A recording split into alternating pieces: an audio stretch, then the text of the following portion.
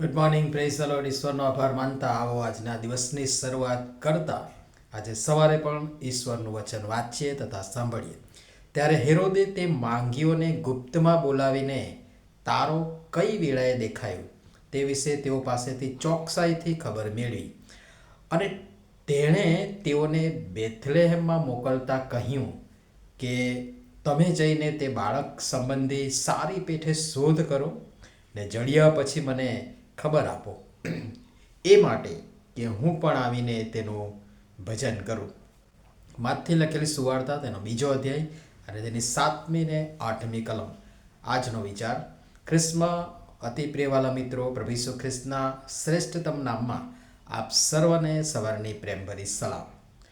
માંગીઓ હેરોદને જઈને પૂછે છે કે યહૂદીઓનો જે રાજા જન્મ્યો છે તે ક્યાં છે, અને રાજા તેના માણસોને પૂછે છે કે ખ્રિસ્તનો જન્મ ક્યાં થવો જોઈએ, અને જવાબ મળ્યો બેથલેહેમમાં, યહૂદિયાના બેથલેહેમમાં.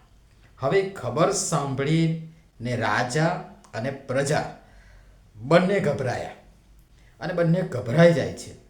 વળી તેમણે એ પણ સાંભળ્યું કે બેથલેહેમમાંથી એક અધિપતિ નીકળશે અને તે ઇઝરાયેલીઓનો પાળક થશે. એ સાંભળી રાજા વધારે ગભરાયો. સત્તા હાથમાંથી જાય, ગાદી કોઈ બીજું આંચકી લે એવી એની ગણતરી. એટલે માંગીઓને તેણે ગુપ્તમાં બોલાવી ચોકસાઈથી બધી ખબર મેળવી કે તારો ક્યાં દેખાયો, કયા સમયે દેખાયો, એ સ્થળ કયું વગેરે માહિતી મેળવી. હવે જે માંગીઓ પૂર્વમાં તારો જોઈને આગળ વધ્યા હતા તે તારો લગભગ ઓઝલ થયો હશે, અને એટલે તેઓ પૂછતા યરૂશલેમ આવે છે. જો કે જવાનું હતું બેથલેહેમ, પણ આવ્યા યરૂશલેમ.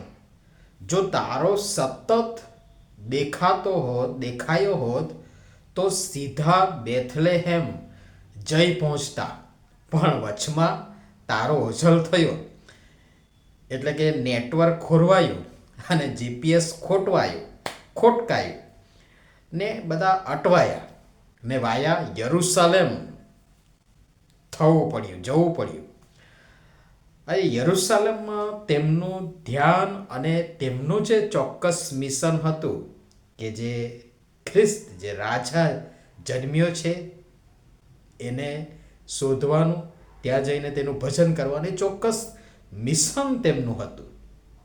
પરંતુ રસ્તામાં આ નેટવર્ક ખોરવાયું અને જીપીએસ ખોટકાયું, અને યરૂશલેમમાં રાજા હેરોદ, એ દુષ્ટ હેરોદ રાજા તેમના એ મિશનને ડાયવર્ટ કરી દેવા માટે પ્રયત્ન કરે છે.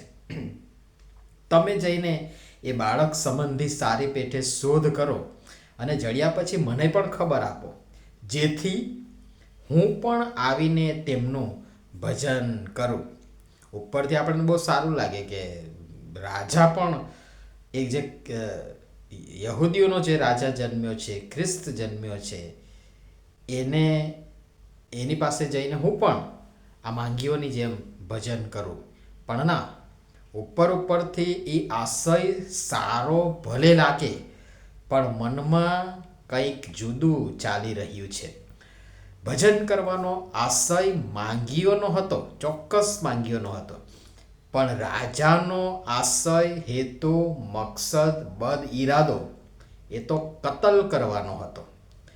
એ કતલ કરવાનો મકસદ હતો, અને એ પાછળથી બાળ ઈસુની બાતમી ન મળવાથી, કારણ કે માંગીઓને મોકલ્યા કે તમે જઈને તપાસ કરો, શોધખોળ કરો, અને ખબર મળે તો મને પણ પાછા આવીને જણાવજો, જેથી કરીને હું પણ તેનું જઈને ભજન કરું. પણ માંગીઓને પ્રભુ ઈસુ ખ્રિસ્તની પાસે પહોંચ્યા પછી દૂતો દ્વારા કહેવામાં આવ્યું છે કે હવે તમે બીજા રસ્તે વળી જાઓ અને પોતાના દેશમાં જાઓ. એટલે એ લોકો ઈશ્વરની વાત માનીને પછી ત્યાંથી જ બારોબાર બાયપાસ નીકળી ગયા છે. હેરોદ પાસે પાછા આવ્યા નથી, એટલે ખબર નથી મળતી, બાતમી નથી મળતી, એટલે રાજા હેરોદ વધારે છંછેડાયો.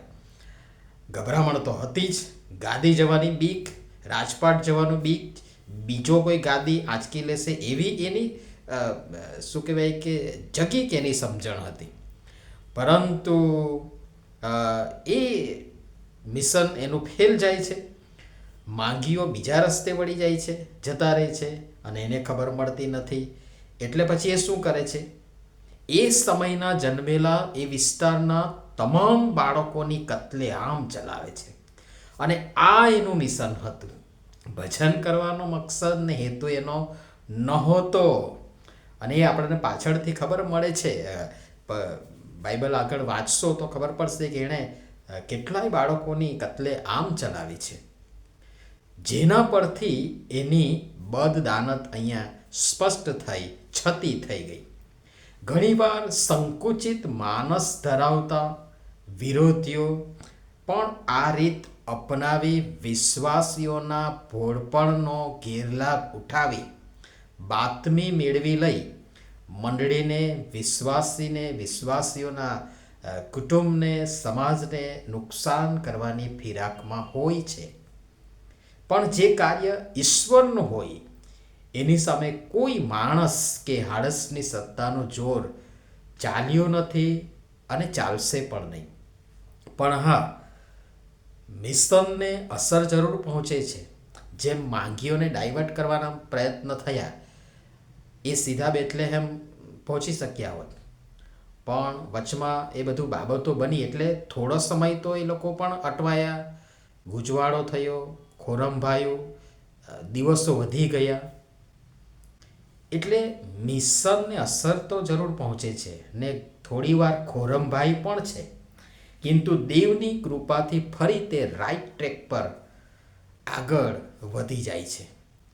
વધુ આવતીકાલે જોઈશું. પ્રભુ આ બધી બાબતો સમજવા પણ સર્વની સહાયતા મદદ કરો. પ્રાર્થના કરીએ.